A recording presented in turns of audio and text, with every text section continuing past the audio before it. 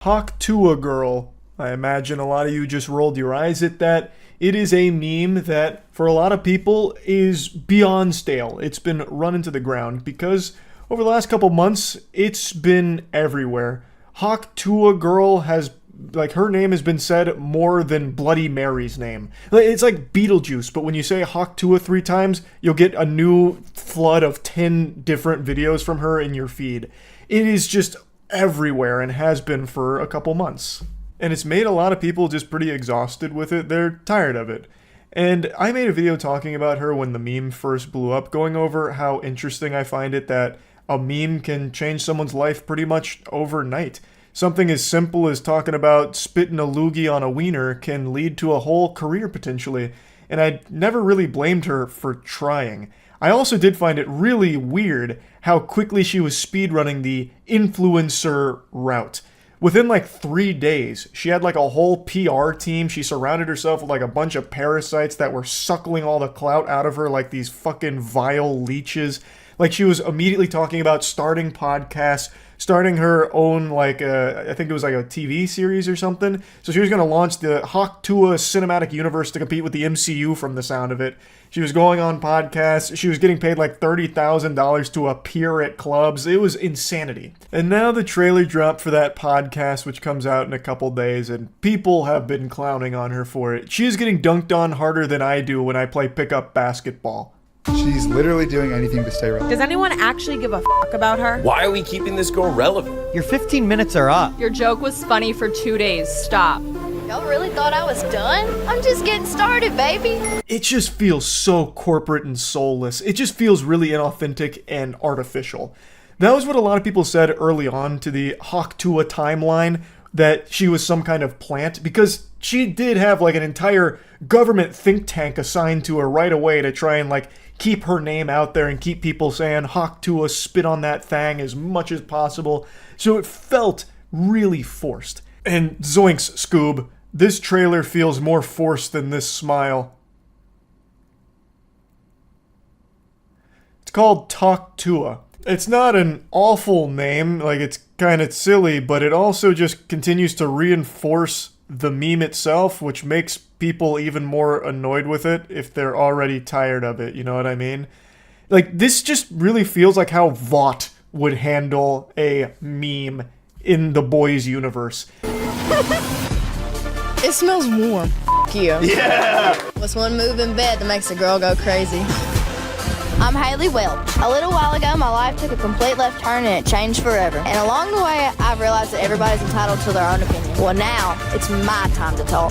Check out my podcast every week, Talk Tuah, where I'm sitting down with the coolest guests and having actual conversations with them. And Pookie. Who is Pookie? Who is Pookie? He may stop by too. New exercise every week! Subscribe to that thing! I love that selling point of having actual conversations with the guests. Look, I'm not a chef in the kitchen, but I can speculate on the menu. They're going to be serving up nothing burgers with those conversations. Just a hunch. I get the impression that this is all driven by a firm. So what I'm imagining is all the guests are going to have pre-approved questions that are okayed by the department that's going to be really sterile, really safe, and hyper vigilant of being viral potential clips. So her smelling a shoe or flipping that question about what's a move in bed that makes a girl go crazy. That all feels really, really fake. Yet, one of the big selling points is it's actual conversations. We'll see, it drops in 2 days. I could be totally wrong. But even still, it's not like every other podcast isn't having real conversations. This isn't going to be the only real one, you know what I mean? It just ticks every single box that some kind of marketing firm would have you do for your sizzler reel and marketing material. Pookie might stop by. Hooey! It could be anyone. Who the fuck is Pookie? You'll have to stop in next week for this Talk Tuah season finale to find out. It could be goddamn Steve Jobs being brought back from the dead. Maybe he never actually died. Maybe Tuah's spit acts as some kind of necromancy, and she's the damn saliva sorceress, and she revived him. Who knows? It all just feels so forced. But I do still stand by my statement that I can't even really be mad at her for doing all of this. I really can't. getting as lucky as she did with a meme blowing up and people like going and flocking to you, like that doesn't happen often. And that can be the dream job for most people on the planet, and she's trying to capitalize off it. I don't think this is the best way of doing it. I really think being more human as opposed to just being the meme itself and spreading that out. I gave this example before, but maybe many of you don't remember the tragedy of Your Breathtaking Guy. It's not a story the Jedi would tell you, but I've mentioned it before. Quite a few years back, Keanu Reeves was at an event and he was talking about how the game looked breathtaking, and someone in the crowd shouted, "You're breathtaking," at Keanu Reeves, to which he said it back to that gentleman. And that guy came forward, everyone cheered him on, he became an overnight sensation, and for, I think it was like almost a full year, he rode that puppy as much as he could. He was milking those titties dry. He tried to use Your Breathtaking as his branding. He called himself the Breathtaking Guy, if I remember correctly, and people got really tired of it really quickly. And that same thing seems to be happening to the Tuah girl to a lesser degree, though, because she does still have a lot of people that are really excited about this. So it is working to a certain extent, but I just really think the best path is to just separate from the meme a little bit. Like, hey, you know, this was my lightning rod. I know you guys know me as the Tuah girl, but, you know, I'm just kind of hanging out here. I started a podcast if you want to check it out, and just have it be more organic. Hey, I'm playing the One Piece card game tonight on stream if you guys want to stop in and tune in, as opposed to just like wrapping everything around the meme, because it just feels so inorganic. It really does feel like an industry plant situation to a certain extent. But yeah, anyway, just want to talk about it a little bit because I do find it very interesting. That's it. So yeah. There are more podcasts on YouTube than there are stars in the night sky. Everyone has been convinced that they're a unique, special little butterfly and that their insight is invaluable. And now that there's so much easy access to recording equipment, everyone gets this insidious little idea planted deep in their noodle that it's time to start a podcast. And my God, I tell you, it's a plague. It's a disease, a virus that's infecting the mind of the most insecure and insufferable people of all time. For some reason, once that AT 2020 touches their hand, they just scream their insecurity from the mountaintop with authority, proudly. And it blows my mind, but I've never seen insecurity projected quite like what I'm about to show you today. So I am still shocked that he hasn't scrubbed this podcast episode from the entire cyberspace, just wiped it from the internet. Like, if this was a clip of mine, I would have paid every penny I have to my name in order to ensure this never sees the light of day again, that this clip stays buried, like the fucking Millennium Puzzle from Yu-Gi-Oh! It is that embarrassing. Like, you couldn't lock me up in Guantanamo Bay and torture this clip out of me, and yet he still has it on his channel. So the podcast is like a bootleg Fresh and Fit, where they just get a bunch of women together and ask them stupid questions and then rate each other's beauty. And then he gets really offended, like visibly upset, and I really thought he was going to start bawling his eyes out, crying in the fetal position. And I've watched a couple of their episodes now because I was curious if this was like an isolated thing. But no, this is pretty common. This is like a staple in their show from what I can tell, where they just have this section where they ask the women that they bring on to rate their beauty, the rate the podcast host's beauty. Listen, ladies, we're rating just off physical appearance, just off beauty, okay? Same standards. Trust me, we're not going to get hurt, okay? That's the biggest lie ever told since the time Kellogg's tried to convince the world that sugar doesn't make you fat. So, the segment is Rate Our Appearance, basically, which is some actual middle school, literal baby brain man-child behavior shit. That is insecurity at its finest, to have the women you bring on as guests rate your appearance. That's so stupid. I'm surprised they don't also play Spin the Bottle and Truth or Dare. And maybe they do. I've only watched a couple of their episodes, but he says that they're not going to get offended with the ratings. Well, do I have news for you? All right, cool. Stop being delusional. What the fuck? All right, so now what I want you to do is, ladies, real quick, don't fucking waste my time. Rate the guys. Do me a favor, Josh. Stand up real quick, man. Everybody look at him once, man. He's not going to stand up again, all right? So I want you to rate me, my co-host, and then our fucking producer.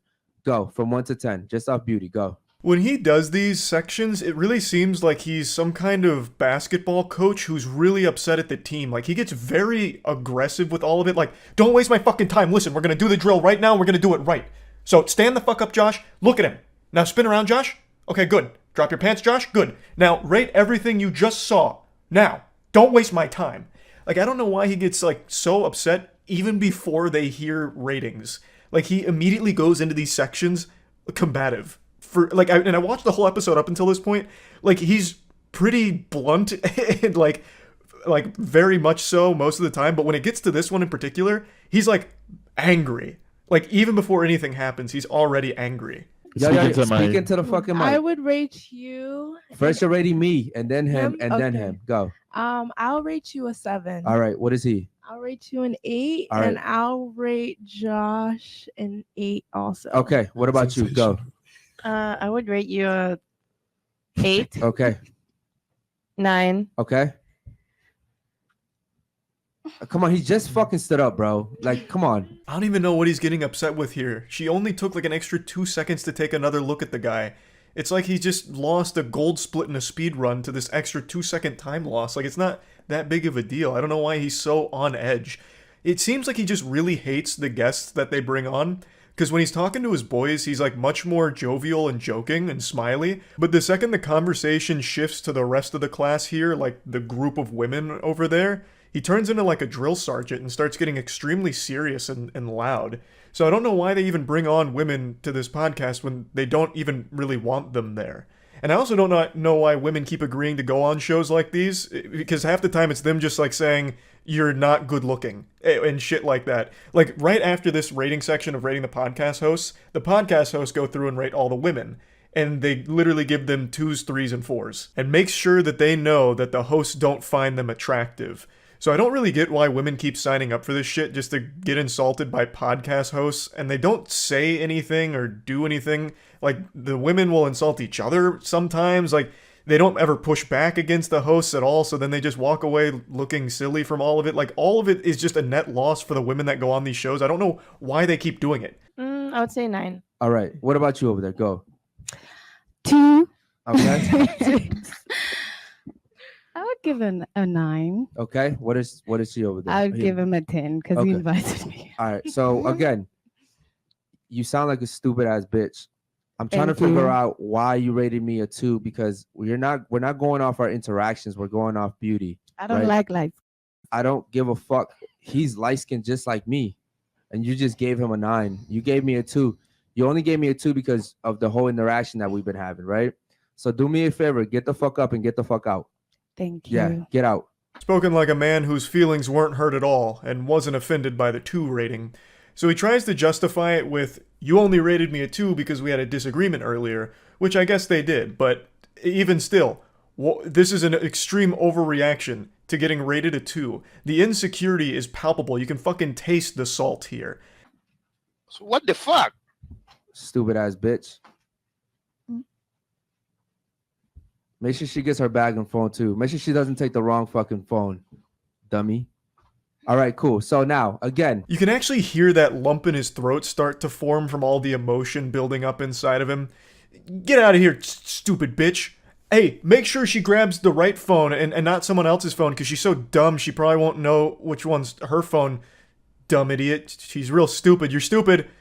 I'm a 2. No, you're a 2. Unsurprisingly, this turned their own community against them for the episode. A lot of the chat messages pop up on screen, so you're just seeing things popping up saying like, damn, just because she gave you a 2, what the fuck? Or something like this where it's like, thought you wanted your show to last. Like, come on, man. It's because it's ridiculous. It's very clear temper tantrum over getting a 2. If you were someone that was actually getting pussy, if you were really slamming ham and glazing donuts, you wouldn't care if one girl didn't find you attractive or rejected you. You wouldn't care. You would laugh it off like a normal person. So one girl gives you a 2 and it shatters your whole ego and you publicly melt down about it? That's such a bad and embarrassing look. And he tries to justify it, like I said, by saying, she only gave me that 2 because of our negative interaction from moments ago. Just pure huffing of copium. we're just going off physical beauty, okay? Not what we've been talking about, not my fucking arguments, not on none of that, okay? I want you to rate me, him, and then him. Go. Can you stand up for a second? You didn't see me before the show? Yeah, but I just forgot.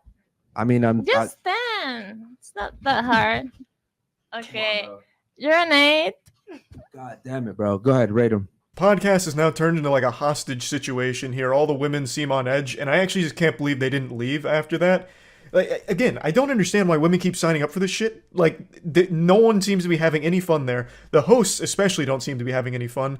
This guy's co-host seems miserable, but he does liven up it a little bit when he gets to rate the other women and gives them like 3s, 4s, and 5s and all that.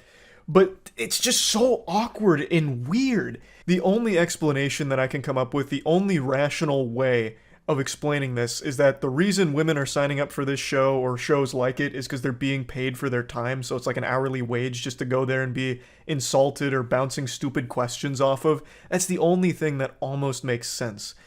Like, so they just come on here to play a game of grade my friend's appearance for 2.5 hours or whatever. I mean, really, someone summed up the situation really nicely in the comments. They said, podcast is called Unfiltered, yet kicks a girl out for her opinion. And that is just such a nice, concise way of breaking it down and the silliness of all of it. Again, I watched a couple episodes just to try and get like an understanding of the content. There's nothing there. Everyone seems miserable most of the time, or they bounce the dumbest questions around, and they always just do a grade our appearance thing, which, who wants to listen or watch that? Like, I as a viewer, let's say that I was a huge fan of this podcast, why would I want to keep seeing what women say about my podcast hosts? Like, why would I care? There's nothing there. There's no entertainment there, especially when one of them's super insecure about all of it, who's going to freak out if he doesn't get a 9. It just doesn't make any sense to me, so yeah, just wanted to talk about it a little bit. That's it. So yeah. This is an embarrassing thing to admit out loud, but I've recently found a great guilty pleasure that I've been consuming like junk food. It's those ridiculously cringe podcasts where a few dudes, pseudo-intellectuals, bring on a bunch of women and have the worst debates of all time. It's a forsaken wasteland where normal thinking goes to die. A thunderdome of delusion. It is brain-melting. It reminds me of those old PSAs for the dangers of smoking cigarettes, and they'll, like, open up someone's chest and be like, this is what your lungs look like when you smoke, and it's, like, yellow and oozing, covered in this, like, disgusting slime, and it's very fucking yucky. This is like that, but instead of showing you your lungs on cigarettes, it's your brain when watching this content, and it's fucking revolting. Like, it is actual brain rot, and I can't look away. And goes into a marriage and has kids when they're like 18, 19, 20. And then a year into the relationship, it gets really, really abusive. From who? From both. This is so rare. Anyone So really. Rare. I mean, it happens. Go on. My point is, I'm just, yeah, even though it might be rare from what you guys think. It is. I already just find this painful. She's asking a very simple question and setting it up, talking about abuse. And already the dudes here are like, this is ridiculous. This is exceptionally rare. This is damn near science fiction. Abuse? Never even heard of it. That's like winning the lottery twice level of astronomical odds. Abuse is, it is very uncommon, very rare. As a way of trying to like kind of shut it down already, like, you're choosing something very fringe and outlandish. Abuse is, it's like a unicorn. It almost doesn't exist. But anyway, crazy lady, go on with your hypothetical abuse thing or whatever you called it. It's just trying to downplay it, which I think is just cringe. If it would happen, what would you recommend for those people to do? Would they divorce, or do you want them to keep going in the relationship? Keep going. You can't divorce. I mean, that's not a real thing. You can like separate. See, his Catholic background shines through. He knows. You can't divorce. You can separate, but you can't actually divorce. That's not a real thing. Even though it might be like physically abusive. You got to endure. People are too. You want to stick into the relationship. People are just. See, I mean, look, people I'm gonna be nowadays honest. are just. Everybody quits. Everybody gives up. It's too hard. I'm this XYZ. This is why I'm special, so I can fuck up this entire situation based upon me being special. The clown puts himself front and center here. You're looking at the chief entertainment for this episode. Fucking discount Walmart brand Sal from Impractical Jokers here. His name's Jonathan, and let me just tell you, he's got some opinions, and man, oh man, are they a stinker. So, the question is very simple. If there's an abusive relationship, an abusive marriage, should the marriage end? You know, if the woman is being abused, or even if the man is being abused, The woman who asked the question, her name is Melina, and she doesn't just make it exclusive to women getting abused. Men can also be victims of abuse, something that Jonathan heavily disagrees with. We'll get to that later on. But he is saying that, oh, if it's an abusive relationship, you have to endure. This is the problem with snowflake society now. Everyone's such a pussy, so they'll ruin a marriage because they think they're so special. You absolute fucking troglodyte. It's not about being special, it's about not getting beat the fuck up in a marriage. There's no excuse for abusing your spouse, whether it's physical or mental. Like, it's the most... There is a right answer to this question, and the answer is yes, the marriage should end if it's abusive. 100%. Whether it's the woman or the man being abused, it should straight up end. There's no enduring. This isn't one of those situations where it's like, there's greener pastures once you get through a couple of the black eyes and broken bones. My husband may have beat the fuck out of me a couple nights ago, but he also took me to a really fancy steakhouse and I had an absolute bangin' filet. So, all of the abuse was worth it, and I'm a little happier today. It's ridiculous. This is honestly making me concerned. My heart is breaking for whatever woman he's in a relationship with.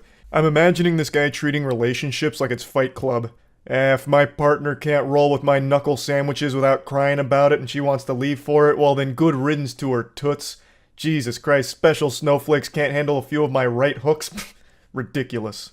That's frightening. That is a frightening mentality. That you're telling someone to just endure physical or even mental abuse in a relationship and calling them like a special snowflake or a pussy if they don't. That's crazy. And also his cohort there, the goofball he's in cahoots with, who's like, man, divorce isn't real.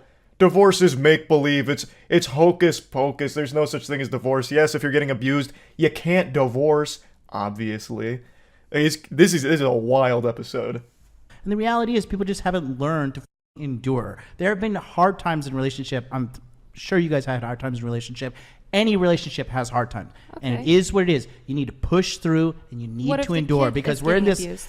Hold on, because we're in this situation now, like where everybody's just creating this like super nuanced, like 1% example of like, well, what if the kid's transgender, black, and abused, and he's a Black Lives Matter supporter? Like, cool, okay, I get like that one minute but I'm asking situation. For anyone that might be in that situation, what would you recommend? Okay, endure. I'll tell you what. I'll tell you what. I'll tell you what. Endure. I'll tell you what I would do. A lot of diarrhea fell out of his mouth on this one here, so there's a lot to break down. He had an actual episode of psychosis there. He just started spitting shit that never even came up. It's a very simple question. It really wasn't nuanced. She just said, in an abusive relationship, should the marriage end? It really doesn't get more simple than that. A fucking child could understand the question. There wasn't anything about, like, all these nuance that you bring up. But anyway, Smash Mouth has his meltdown there for a second, but his message is still the same. No matter what, you gotta endure. You gotta endure the abuse. He even has the chutzpah to equate abuse to just a hard time in a relationship, as if it's just some little obstacle, little hiccup that every relationship goes through. Brother, abuse is not a hard time in a relationship. That is a fucking crime. That is when a relationship ends, should end. I wouldn't want my daughter in that situation, quite frankly. And I understand the argument to endure because I have people close to me who grew up in abusive households and it lasted for periods of time and it was a phase and they endured through it. And they ended up raising healthy, successful families. Their faces really tell the whole story here. This reaction's pretty on par with that statement. Abuse is not a phase. It shouldn't be a phase. This isn't a normal thing. There's no reason to start normalizing abusive relationships as something every couple needs to go through or will go through. Abuse isn't acceptable. Full stop. Like, that's where... This was a really easy slam dunk for these dudes to answer. Should a marriage end when it gets abusive, whether for the woman or the man? And the answer is easy. It's yes. A relationship isn't something where there should be an abusive phase. If there is an abusive partner, that partner needs to seek legitimate help and get help for controlling whatever violent urges or impulses they have. But that doesn't mean that the other partner needs to stay in the relationship while they're getting that help. Especially not if there's children in the household, because not only is it dangerous for the partner, it's dangerous for the kid to be around as well. I think it's very simple. I don't think it's that nuanced. Abuse just isn't acceptable. Like, that's a super easy thing for a normal person to answer, but we've cultivated this culture online where everything needs to be like a debate, even on the simplest topics. Like, you just saw Smash Mouth have that meltdown, like, oh, you're getting into all this crazy 0.1% example nuance of abuse and then all of these other factors, like, out of nowhere, when that wasn't even what was discussed. It is the easiest black and white question. To an extent. So you would say that to stick in those relationships that might be abusive to everyone involved and a child, if there's a child. I'm not saying like, hey, stick in the relationship and get the shit beat out of you by a husband. I'm just asking you what you believe. I'm just telling you. Even though it's a small extreme thing, I'm just asking you what you think if you should stick in that relationship or not. It is such an extreme example that I can't give a prescription for what other people should do. There is an element. God damn it, it's not even an extreme example. If you just Google it for like 15 seconds, there's so many different studies conducted on the topic, and according to a lot of the different numbers, all of which are a little different, but most of them agree that at least 20% of all marriages are abusive at some point in time. And that's just in reported cases.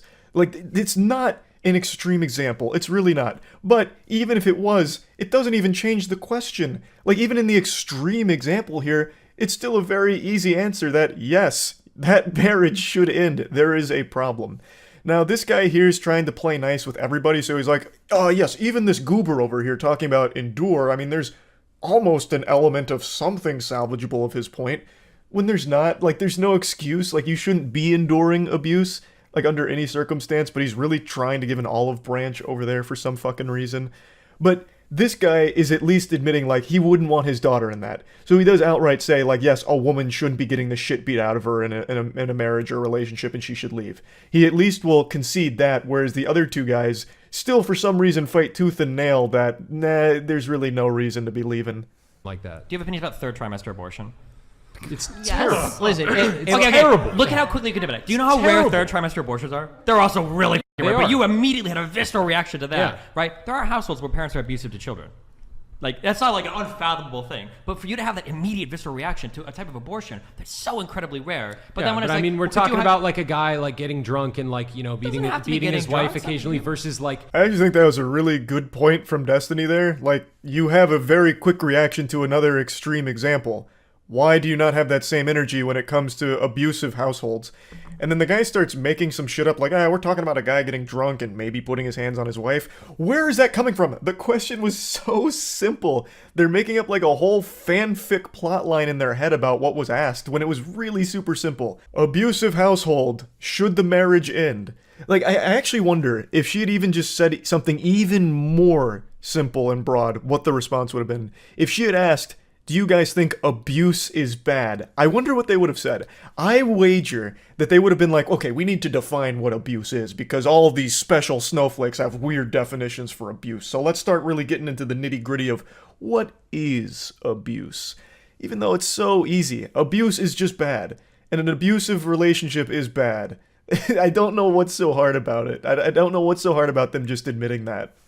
But well, okay, so let me ask you guys. In the Catholic Church, I know that there's like annulments for marriages and stuff. That was a mistake. Are there no exceptions for like if a guy is beating his wife constantly? No, there are, but now or a woman could as well, right? Hold on. Well, there's also a distinction drawn between if a woman's beating a dude. Hold on, guys. Oh man, blubbery ass Jonathan there just got saved big time by the guy in the middle. He wanted so badly to say that if a man's getting beat by his girl, then he's a pussy, or he's like a weak bitch or something. He wanted so badly to try and get that kind of bravado out there. Sad to see that this mentality still exists somehow, that men can't be the victims of abuse. I thought we got rid of that stigma years ago. Jonathan's supposed to be a men's self-help guru? How?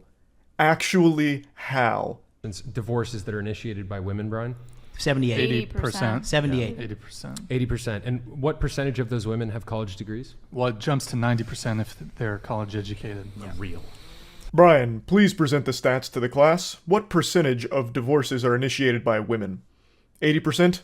Thank you, Poindexter, that's sickening. 90% if they're college educated? I rest my case. That's why I only marry 18-year-olds now. They're too young to have a college degree, thus they can't divorce me. What does this have to do with anything? Okay, so you don't want to marry college-educated women? You want to marry dumb women? Like, I don't know. What, you want to just marry a lobotomite sex doll? Cool, like, who cares? It doesn't matter. This has nothing to do with the core question anymore. It's gone fully off the rails and unhinged. They're so focused on picking apart divorce itself. So now they're spouting these stats and making each other mad. So one of the dudes is like, real. And then the other guy is taking a huge deep breath. Why, I oughta. Just hearing that number's making me mad enough to put hands on my spouse because she might have considered a divorce at some point. Like, it's ridiculous. This has nothing to do with what was asked. They Can are I ask- extreme. Well, I ask agree another- with that. I want to ask but- like one more scenario, okay? Please. What about if I was giggling so fucking hard because you can hear, I'm pretty sure it's Jonathan go, oh, Jesus, when she says she wants to ask another scenario. Why are you even here? The whole point is to communicate with the women, your guests, right? To ask them stupid questions and shit. Like, if you're so bothered with them talking, what the fuck are you even doing there? two people get married, have a kid, and then the wife starts cheating? Do you think they should divorce? Absolutely. They should divorce then? Jesus himself You don't said. think But wasn't it Jesus, hold on, illegal? hold on. Jesus And you himself could like said. work things through, right? Jesus himself said in cases of adultery, divorce is So you think that permissible. divorce is worse than physical abuse? For the Or children, cheating, sorry. You think that Cheating cheating is is worse than physical abuse? for the Sorry. children, yes. I actually let out a full belly laugh. So she brings up cheating and unanimously like, yes, obviously you have to divorce when the woman's being a whore. If you've got a slut for a wife, you gotta fucking divorce that harlot, that harpy. Duh. Are you stupid, lady? Absolutely, you have to divorce there. After they spent like 6 minutes about, well, actually, divorce is one of the most evil things that can ever happen. Divorce is unacceptable. Physical abuse, okay, abuse, you have to endure because you can't divorce. But then when it's cheating, it's like, yeah, you gotta divorce. Jonathan even says crucifixion is warranted. I'm sure he's just being exaggeratory, but he does point blank say that cheating is worse than abuse for the kids, which is a wild take. Both are awful. Your father beating your mother or your mother beating your father in front of your kid is just as damaging as one of them being unfaithful. These are both horrible things, both of which should end in divorce. But for some reason, they seem to only have a real visceral response when it comes to cheating. And then the guy in the middle even gets immediately religious, like, well, in the Bible it says, you know, when cheating's on the table, that's when divorce is absolutely necessary. Well, what the fuck? The Bible also doesn't preach for beating the fuck out of your spouse either. I'm sure you can also divorce in a case like that, so why didn't we get biblical when abuse was brought up? Why did we start trying to justify different levels of abuse and it might be a phase where it's going to get better after and this and that? Dude even wove a whole fanfic about like, we're talking about a man who gets drunk and maybe occasionally hits his wife. Like, what the fuck? Like, why are you making excuses for abuse and not for cheating all of a sudden, right? Like, and Melina even calls that out. She's like, oh, well, what about, like, working through it or, you know, maybe the cheating's a phase. And like, no, absolutely not. Cheating is the end-all, be-all. This is crazy. Like, I was absolutely howling with laughter when we got to this segment in the podcast. Absolutely I think not. I'm not going to say divorce- this is worse. divorce I is mean, worse I for the already, children. I already Is said, cheating I already worse than said that physical if a abuse? woman's Cheating, getting abused, yeah, I think she should leave. Like, I mean, if it's a brief temporary thing, like What if it's mental abuse?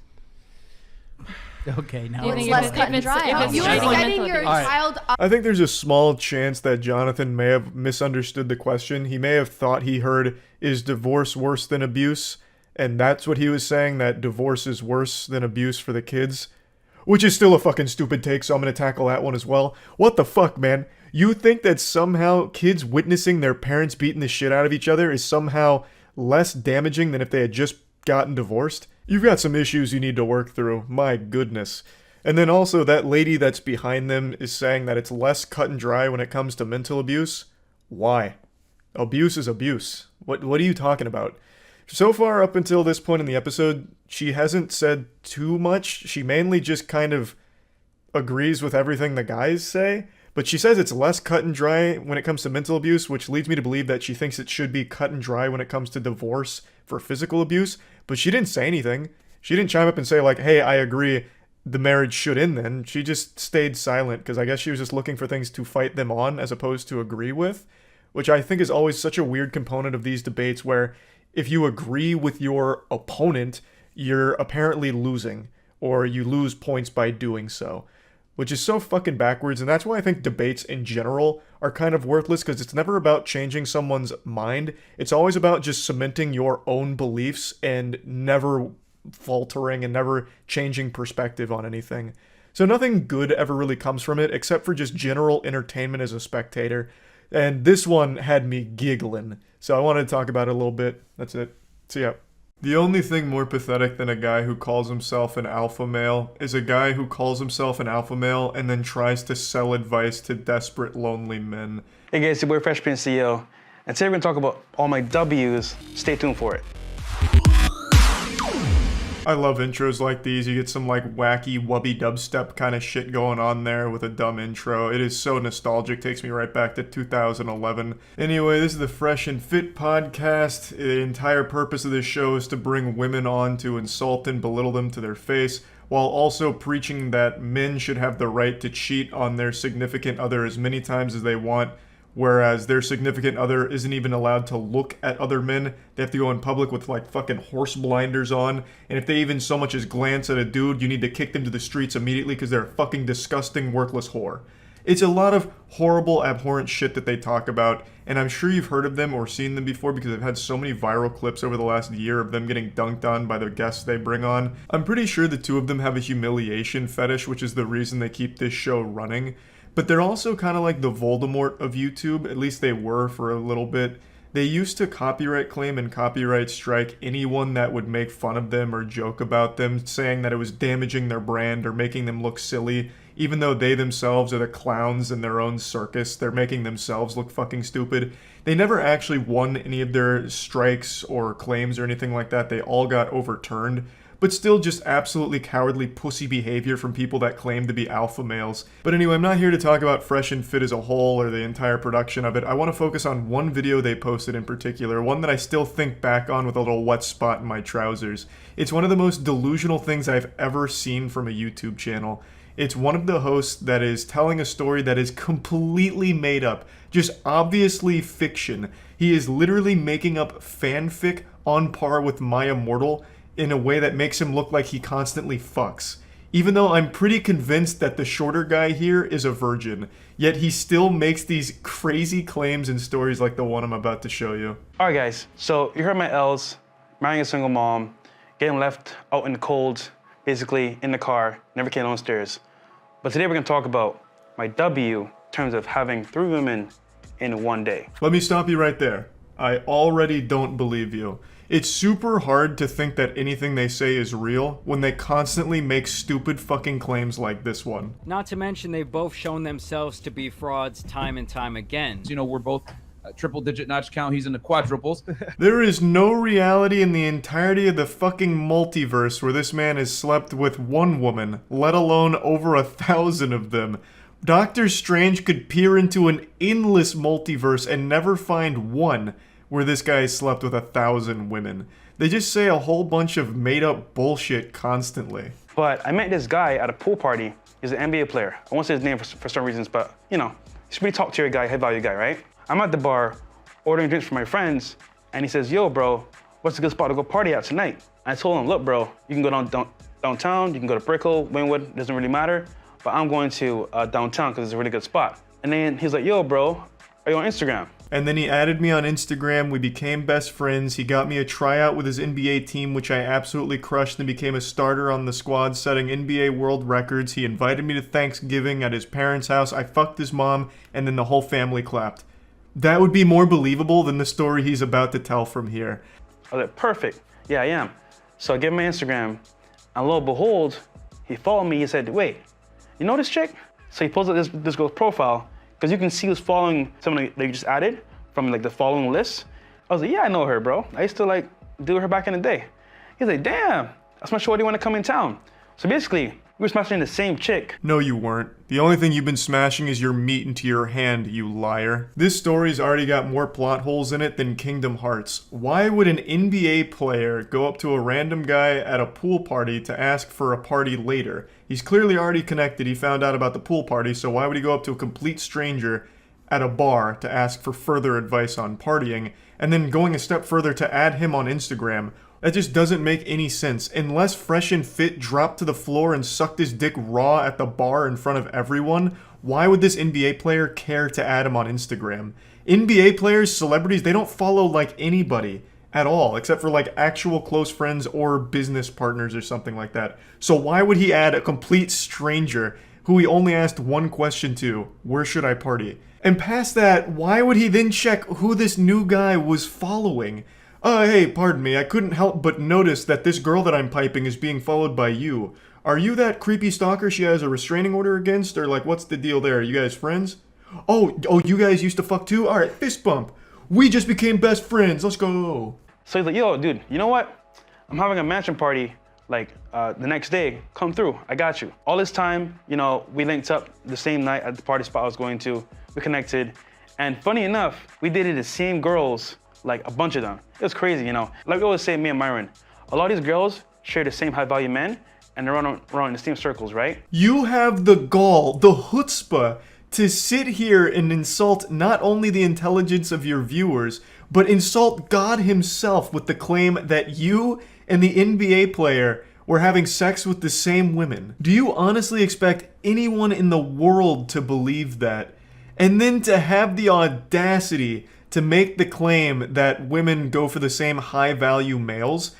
You are somehow putting yourself in the same ballpark as a fucking NBA player.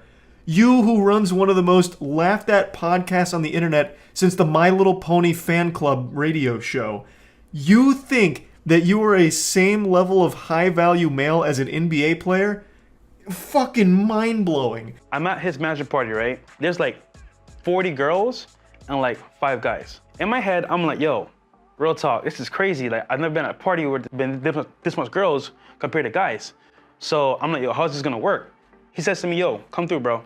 So he's like, yo, pick 3 that you want, and I got you. I was like, 3 that I want?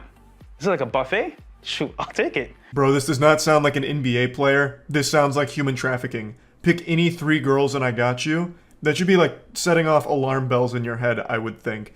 What might have happened is some guy came up to him and lied like, yeah, I'm in the NBA, I'm also ex-Special Forces, over 500 confirmed kills, and I fuck on the daily. In fact, hourly. In fact, I'm gonna be late for a threesome right now. But yeah, anyway, just going back to Fresh and Fit lore here. So our boy is now at a mansion with 45 topless babes, big asses, sodden, dripping vaginas, and every single one of them has his name shaved into their pubic hair, I bet. So I was like, yo, I like her, and her. He goes, talks to them, calls them over, and I kid you not, I got a bedroom for you over here, do your thing. I'm like, what the heck? Is it that easy? So what happened was, like, I talked to them real quick, they were mad cool, and legit, guys, I could have a threesome with them, but I was like, yo, this is crazy. Like, I had no idea what was going on. I was like, yo, this is too much for me. But far be it from me to question the math here, but it would have been a foursome, not a threesome. Unless, of course, the 3 girls fucked each other and then told you to just go far away from them, like hide in the bathroom or something, which I imagine would have happened. Also, he speaks fondly of this event, but I imagine this was one of the worst days of all 3 of those women's lives. Assuming, of course, the story is real, which it's not, I'm just suspending disbelief for a moment. Obviously, he is literally making this shit up as he goes along. What happened was, I did my thing with one of them, came back outside, hopped in the shower real quick, talked to the other one, went back in the room later on. So basically, I had 3 girls in one night. It sounds crazy, guys, but there's a whole nother world outside of the regular dating circle where guys of high value can actually like set up certain things that regular guys can't. What an incredible story. I can't wait for the sequel. Fresh and Fit in the Goblet of Fucking. I don't even understand the title of this video anymore. It's Pull Girls Easily, but it doesn't seem like there was anything easy about this. He met someone that claimed to be an NBA player that invited him to a mansion and then assigned 3 women to fuck him. Like, that's not exactly a lesson that can translate to most people. Of course, it's all made up and shit, but the takeaway here is basically nothing. It's a fucking nothing burger. It's this guy trying to make himself look cool and embarrassing himself. So translate that into like my own lifestyle. Now from Instagram, I say, you know what? I can have 3 in one day. Why can't I do it myself? Learning from Deals on Demand that you guys are gonna learn if you bought the course. We're gonna re-release it soon, coming up maybe like next month. That whole setup there can be done for yourself through Instagram or dating apps. How is me buying your course going to help me fuck 3 times in one day? Is the course just that NBA player's phone number for his mansion of sex? Like, there's just nothing you can really teach from this story you've told here. Nothing translates. There's no lesson. You picked 3 girls that a guy then instructed to have sex with you. And it never happened in the first place, and I hate that I keep suspending disbelief for even a fraction of a second to entertain the idea that this happened in reality, when we all know it didn't. But even still, what is the takeaway? There is nothing that happened in this whole video that could help some lonely guy at all. You can take L's all your life, you can take W's, but the point here is that like, you can have whatever you want in this life. You made that choice. So for me, I was at a point where 3 a day was easily done through Instagram, and that's what I did. But even in this fantasy, that's not what you did. You didn't set up 3 girls in one day through Instagram or anything like that. A guy did it for you. He fucking told them to have sex with you. You didn't talk to them through Instagram, you didn't get to know them or anything like that. Even in their own stories, they can't help but just treat women like objects. Like, yeah, he gave me 3 women to fuck. And that's why I'm the king of Instagram dating. Like, what are you talking about? It's so fucking wild. It's incredibly embarrassing. I don't know how they can post things like this and not feel any amount of shame. But anyway, I just wanted to talk about this one, and that's about it. So yeah. What happens when you get 3 of the most uninteresting, out-of-their-prime frat dudes in a room? They make a podcast. And like all other alpha podcasts, they focus on shitting on women. But this time, the unique selling point of this alpha podcast is all 3 of them rolled a 0 in the charisma stat. Between the 3 of them, they can very rarely form a complete sentence. It's like a game of fucking Mad Libs because they can't help but keep interrupting each other. And the one time they brought on a female guest, I think she maybe got 3 words out before they kept like dogpiling on every single breath she took. It is an outstanding disaster of insecurity. It's also adorable how hard they all try to appear as like this peak sigma alpha masculine specimen. This is a podcast I'm sure none of you have heard of. I only found it because a YouTuber named Chad recently made a great video on it, and I knew I had to dive into it and watch more of their content. On TikTok, they're a bit of a laughingstock. They're just a fucking punching bag for most people to insult for good reason, obviously. So I wanted to watch more than just like their best moments montages where it's like, women cheat more than men, those bitches. Like, I wanted to watch like the actual full context and full episodes. They have 3 right now.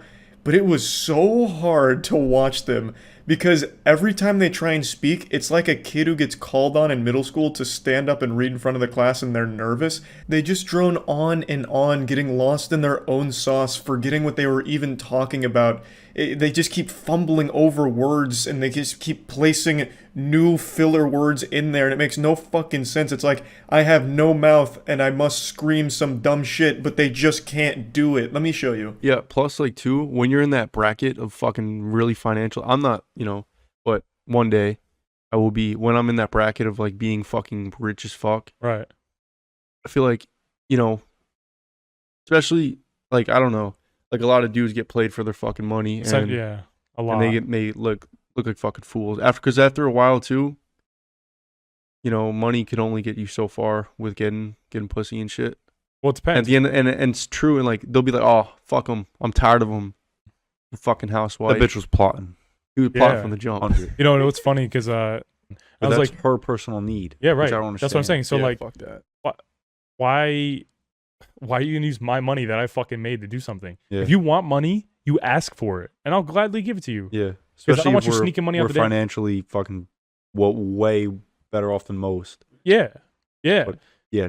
Just don't like fucking, yeah, I fucking agree. But like, This was from the timeless classic, Women Cheat More Than Men, their biggest episode and a real hit. I couldn't watch the whole thing because this is the whole thing. Stretch this kind of conversation across an hour and 15 minutes. It's impossible to sit through. It literally sounds like someone skipping through dialogue options in like a Fallout game.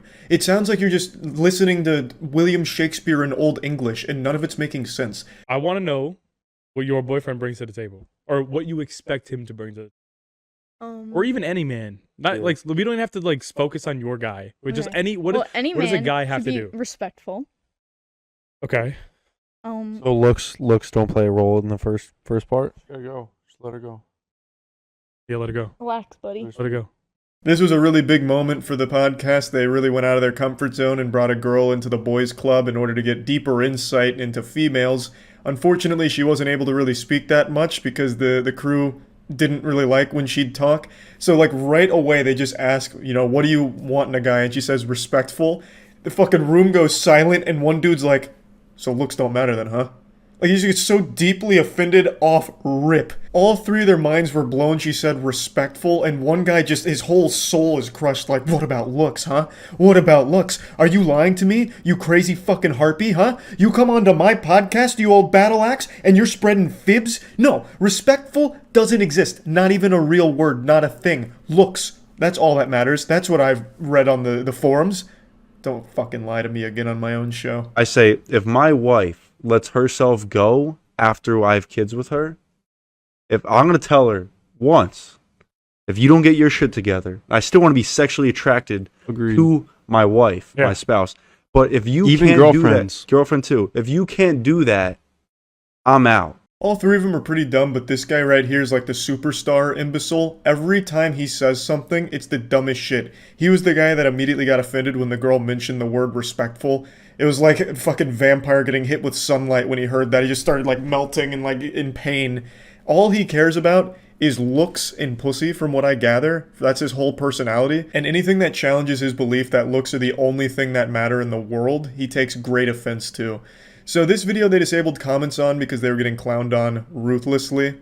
And, you know, very un-alpha-like to be a coward and disable your comments. They're keeping the video up, and apparently they had a response to it, which they took down because they also kept getting clowned on with that. Can't confirm because I can't find it. Yeah, his whole point is super goofy. So my wife has kids with me, and then she stops getting hotter, and I don't find her hot anymore, and that's her fault. I give her one chance. If she doesn't fix herself, I'm out. Aging is cringe. So when my wife hits 40, I'm leaving her ass, and I'm going back to dating 18 and 19-year-olds.